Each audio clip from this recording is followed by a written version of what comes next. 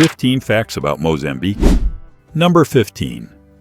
The law allows women to divorce if their husband is lazy. It may sound like a joke, but in Mozambique this is entirely true, and even written into the 2019 amended Family Code. In matrilineal societies like the Makonde or Yao, women are not only the center of the family, but they also have the legal right to end the marriage if their husband fails to fulfill his duties. Under this law, a wife can petition the court to annul the marriage if she can prove that her husband fails to contribute economically or emotionally to the family. In other words, if he is lazy, doesn't work, or neglects his responsibilities, the act of kicking him out is perfectly legal. In many rural communities, village courts have used this law as a tool to protect women, allowing them to escape marriages where one partner only eats and does nothing. A 2022 study by the Mozambique Women's Institute showed that the rate of women initiating divorce in matrilineal regions is as high as 36%, twice the national average. Sociologists call this the silent revolution of African women, where they use the law to assert their freedom rather than resorting to violence. In many villages, the saying, "If your husband doesn't work, get a new one," is no longer a sarcastic remark but a practical piece of advice. How about you? If society allowed women to kick out their husband for laziness, would you share your thoughts below? We read every comment. Number 14. Africa's largest ship graveyard. On the outskirts of the Beira port in eastern Mozambique, there is a place where the ocean stops singing and time seems to stand still. Hundreds of rusted ships lie crowded and leaning on the murky waters, creating a massive graveyard of swimming medals. From a distance, Beira looks like a scene from a post-apocalyptic movie. Broken ship hulls, coral-covered decks, and rusting masts rising like tombstones in the sea. Beira was once the busiest trade port in East Africa during the 20th century, exporting millions of tons of coal, copper, and goods from Zimbabwe, Malawi, and Zambia to the world.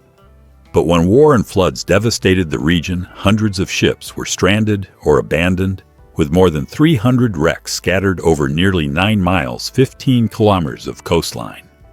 Some ships are half buried in mud, while others wash up on the shore, becoming temporary homes for poor fishermen, or play areas for children amidst the hollow metal. At night, the moonlight reflects off the shipwrecks, casting a silvery glow like dead fish skin.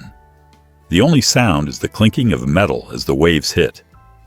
Today, the Beira ship graveyard attracts photographers, filmmakers, and adventurous tourists looking for beauty and decay. One blogger wrote, "If Venice is a city floating on water, then Beira is a city floating on memories." Number 13.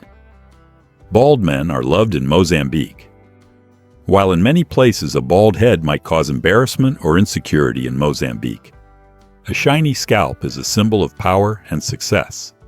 The people here believe that when a man starts to go bald, it's not a sign of aging, but rather a sign of wisdom and experience. Like time may take away the hair, but leaves behind valuable life lessons.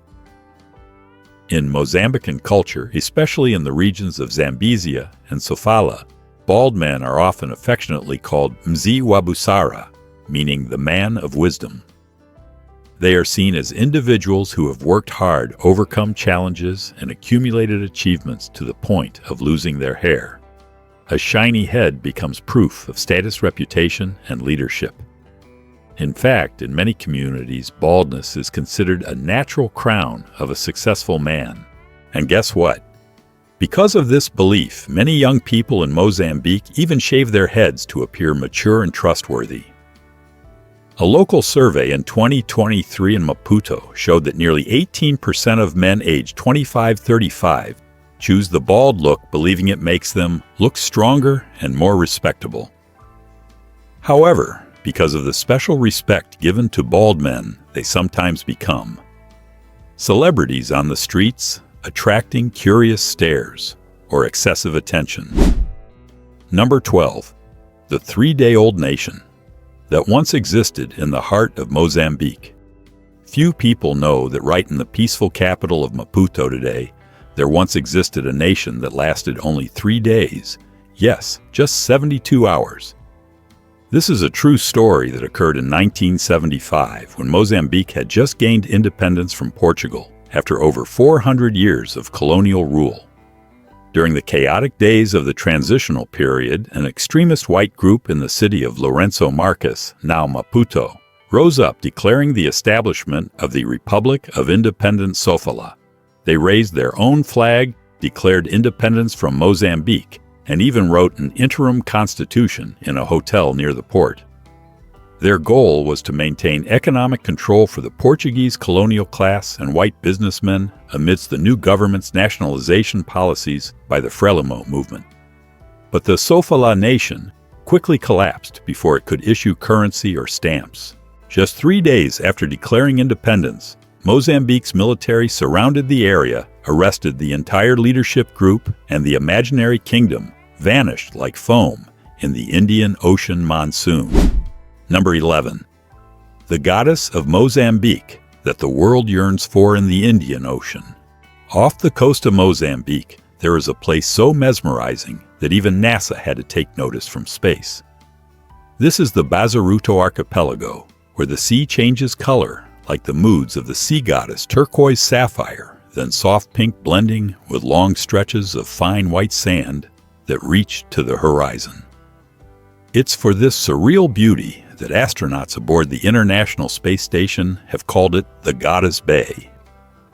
From above, Bazaruto looks like a huge living painting, winding sandbars forming spiral shapes shimmering coral beneath the transparent water, and tiny islands resembling pearls floating on the ocean.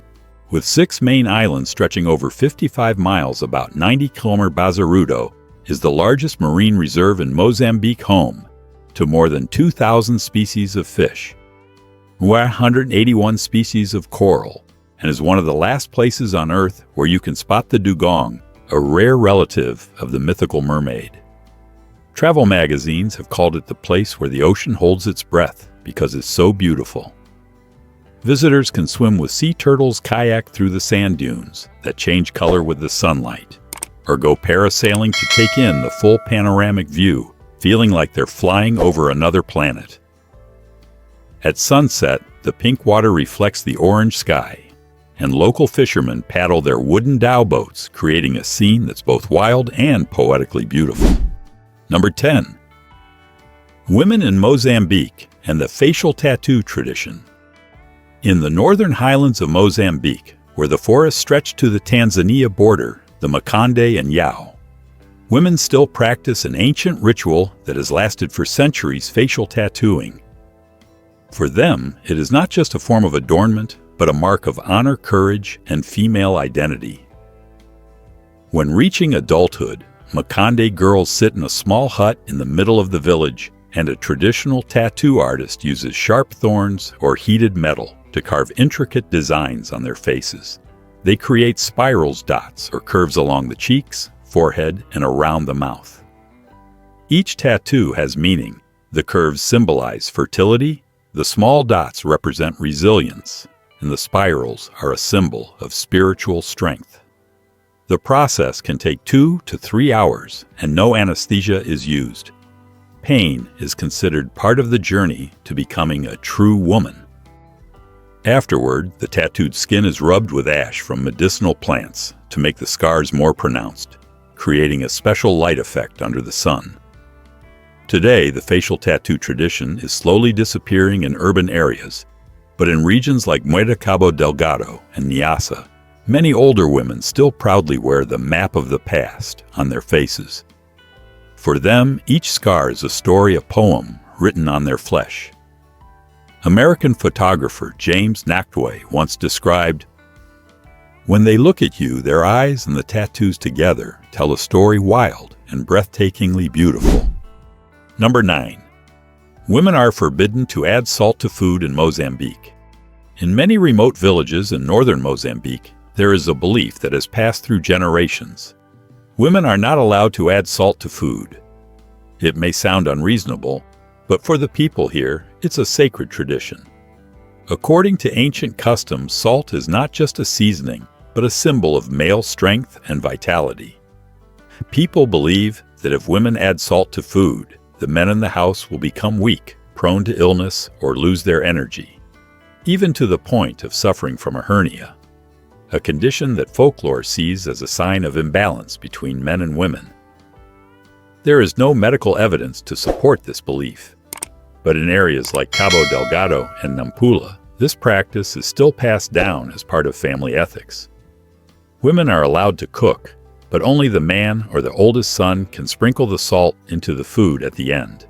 In some communities, breaking this rule is seen as bad luck or disrespecting the ancestors. Young people today, especially in the cities, are gradually letting go of this belief. They laugh when recounting the story as a trace of the past. However, for tourists or foreigners, mentioning salt in a meal should still be done with respect. Number 8. Love is inherited by will. According to this custom, when a man passes away, his younger brother or the closest male relative must marry his widow. The original purpose of this ritual was not love, but to maintain the family lineage and ensure that property stayed within the family. The widow would continue to live in her late husband's house, and the children are considered the joint responsibility of the entire clan, not just one person. This tradition has deep roots in agricultural societies where land and livestock were the most valuable assets. Levirate marriage allowed the woman to continue receiving protection and support, but it also stripped her of the freedom to choose, especially in poor areas where customary law often outweighs state law. According to UNFPA, by 2022, around 11% of women in Mozambique had experienced a levirate marriage. Some local human rights organizations are calling for the abolition of this practice, seeing it as a form of forced marriage and gender discrimination. However, in many communities, particularly among the Yao and Lomwe people, this ritual is still seen as an honorable act meant to show loyalty to the deceased. During the marriage ceremony, the new man does not wear the traditional white wedding cloth, but instead a gray mourning cloth symbolizing the bond between life and memory. Number 7. The oldest coral church in the Southern Hemisphere. The eastern tip of Ilha de Mozambique Island, amid the harsh sea winds and relentless waves, there stands a small yet immortal structure, the Nossa Senhora de Baluarte Church, built in 1522. Yes, it was built over 200 years before the United States came into existence and is considered the oldest church still standing in the Southern Hemisphere. What makes it special isn't its size, but its materials. The building is only about 26 feet wide, but is constructed entirely from coral stone and sea lime materials sourced directly from the lagoon around the island. The coral blocks are stacked like a beehive held together by a mixture of lime and seawater, a technique so ancient that modern engineers still can't replicate it exactly. And what's miraculous is that after more than 500 years of enduring salty winds and tropical storms, the church still stands firm. The church was once a pilgrimage site for Portuguese sailors before they crossed the Indian Ocean. They believed that praying here would help protect their ships. On the stone wall, you can still see the Latin inscription, Domus Maris. Today, when the sunset light pours through the narrow archway, the coral walls reflect a soft pink like pearls. Visitors say standing in this church feels like touching time itself, a 500-year history condensed into a few steps. NASA once took a picture of the island from space, and UNESCO has called Nossa Senhora de Baluarte one of the first stones laid for European civilization in Africa. Number 6. The only Portuguese-speaking country in East Africa. In a region of East Africa dominated by English, Swahili, and indigenous languages, Mozambique stands out as the odd note in the symphony, being the only country that speaks Portuguese. This language is not just a communication tool, but also a legacy of over 400 years of colonization, as the Portuguese Empire set foot on Mozambique's coastline in the early 16th century. Today, over 30 million Mozambicans still speak Portuguese, though less than 15% of the population considers it their mother tongue. Most people speak multiple languages such as Makua Sena or Songa, creating a layered linguistic mosaic where conversations can flow smoothly, mixing three languages at once. Interestingly, Mozambique is often playfully called the Brazil of Africa, due to how they speak and sing Portuguese with deep emotion infusing rhythm and intonation unique to their culture. In markets from Maputo to Nampula, you can hear phrases like, "How's everything, my friend?" echoing between the sounds of drums, chants, and even Swahili mixed in. Number 5. Elephants have more freedom than humans. In many parts of the world, humans build fences to keep animals out. But in Mozambique, it's the humans who give way to elephants. According to the National Conservation Law, elephants have the right to cross roads, fields, and even villages, and no one is allowed to chase, harm, or hinder them. Locals call this the ancient right of nature. This story originates from the Gorongosa National Park, where thousands of elephants were hunted during the Civil War. When peace returned to the country, the Mozambique government declared, "If humans have the right to resurrection, so does nature." Since then, elephants have been considered free citizens of the country with the right to roam any land that once belonged to them. People simply stop and wait, sometimes for 30 minutes, even an hour. And interestingly, no one complains. For Mozambicans, witnessing this spectacle is considered a rare blessing. The government has even put up elephant crossing signs on national highways, a sight you rarely see anywhere else in the world. In many villages, locals have built wooden bridges for elephants to cross fields, considering it a ritual of respect for nature. Number 4. The island that was once a prison for kings. In the vast Indian Ocean, there is a small island less than 2 miles long, but it once held some of the most powerful figures on the African continent. That island is Ilha de Mozambique, now a UNESCO World Heritage Site, and it was once the first Portuguese capital in East Africa, as well as the prison for kings. In the 16th century, as the Portuguese Empire expanded its power across the Indian Ocean, Ilha de Mozambique became the largest trading post for gold, ivory, and slaves in the region. But behind this prosperity lay a dark story. African kings who dared to resist colonial rule from Congo Zanzibar to Teto were captured and exiled to this island. They were imprisoned in the São Sebastião Fortress, a coral stone citadel built in 1558 with walls nearly 10 feet thick, meant to keep the spirit of freedom from crossing the sea. Today, walking through the fortress gates, you can still hear locals talk about King Mwanga of the Zambezi region, who would drum against the stone walls all night long. And when the wind blows through the narrow corridors, people say that sound still echoes. Ilha de Mozambique is now a place where pastel-colored houses reflect off the blue sea. But each brick still carries the memories of centuries of exile, trade, and resistance. Number 3. The most walkable city in the world. If you think Amsterdam or Copenhagen are the paradises for cyclists, wait until you hear about Quelimane, a small port city in Mozambique, where 82% of the residents walk and 9% bike every day. This means that nearly 9 out of 10 people here do not use cars.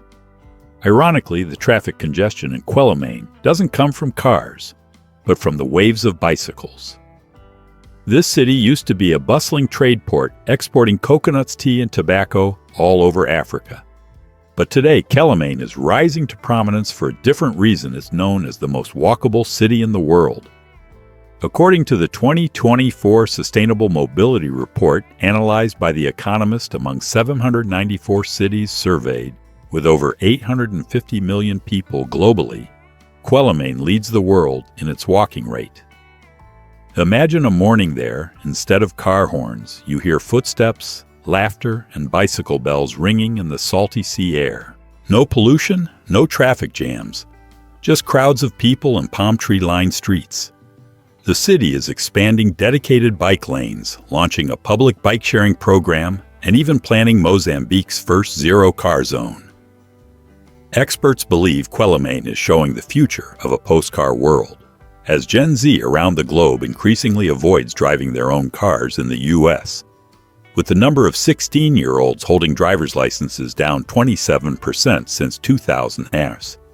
Cities like Quelimane may very well be a preview of a greener planet. Number 2. Mozambique's currency can sing. In Mozambique, music doesn't only come from drums or the voices of its people, but also from the currency itself. Imagine you hold a newly issued medical bill, and as you lightly run your finger along its edge, you hear a sound as faint as the vibration of a guitar string. It's not an illusion. These small ridges are etched with an advanced relief printing technique helping the blind hear with their hands to identify the denomination. And what's even more magical, the engraving pattern is designed to the rhythm of the timbila, a traditional wooden marimba recognized by UNESCO as an intangible cultural heritage. Mozambicans believe that sound has a soul. In the coastal villages of Zavala, where the timbila originated, it's said that each beat can awaken the ancestors. Therefore, they want their currency something that touches everyone to carry the heartbeat of their culture. Instead of printing images of kings or politicians, Mozambique has chosen musical symbols, dances, and ancient African patterns. Each medical note is a miniature song, a statement that we are still here, still singing, despite the war and poverty. Number 1. Swimming with cows in Mozambique. On the edge of the Indian Ocean, amidst the pristine white islands of the Quirimbas archipelago, every time the tide goes out about 6 feet, an absurd yet magical sight takes place. Herders swim alongside their cattle through the sea. There are no bridges, no boats, just people and cows wading through the clear blue waters to reach islands with fresher grass. From afar, you'll see a long line of dark-headed cattle rising above the waves, moving slowly with the rhythm of the water. The lead herder holds a rope tied to the neck of the largest cow. Each herd consists of about 20-30 cows swimming over a distance of more than a mile, equivalent to 16 football fields in a row. Some men must swim for real balancing while slapping their hands to keep the herd in rhythm. The sight is both wild and peaceful, almost unbelievable, as if the past and present are flowing side by side on the ocean's surface. Tourists who have witnessed this call it the floating pastoral life, a life of pastoralism afloat on the ocean. They say that when you gently touch a cow's horn amid the waves, the animal seems to sense your presence and calms down. A local resident says our cows know the tide schedule better than the city folk. If you had the chance, would you swim with the cows across the ocean? Leave a comment below, we read everyone. Don't forget to like, subscribe, and hit the bell to stay tuned for our next adventures. If you enjoyed it, share the video to let more people know about Mozambique. Even your comment helps the video spread further.